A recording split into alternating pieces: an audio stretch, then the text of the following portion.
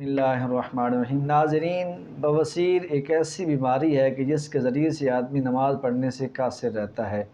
بواسیر بھی پھر آگے دو قسم کی ہے، خونی اور بادی۔ چاہے خونی ہو یا بادی، آج ہم آپ کو ایک عمل بتائیں گے، اس کے ذریعے سے اللہ تبارک و تعالی جو بندہ اس مرض میں مبتلا ہے اللہ تعالیٰ اسے شفا یابی نصیب فرمائے گا۔ قرآن مجید فرقان حمید پارہ نمبر 29 میں سورۃ دہر ہے۔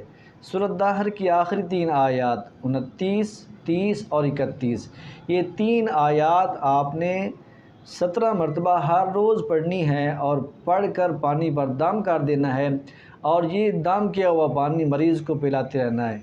عاملین بتاتے ہیں کہ اگر آپ یہ عمل 40 دن تک کریں گے تو اس کی برکت سے اللہ تبارک و تعالیٰ آپ کو شفا یابی نصیب فرمائے گا۔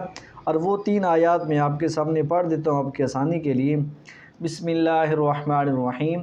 ان هذه تذکرہ فمن شاء اتخذ الى ربه سبیلا وما تشاءون الا ان یشاء اللہ ان اللہ کان علیما حکیما يدخل من يشاء في رحمته والظالمین اعد لهم عذابا علیما۔ یہ 3 آیات 17 مرتبہ ہر روز پڑھنی ہے، پڑھ کر پانی پر دم کرنا ہے، اور یہ عمل آپ نے 40 دن تک کرنا ہے۔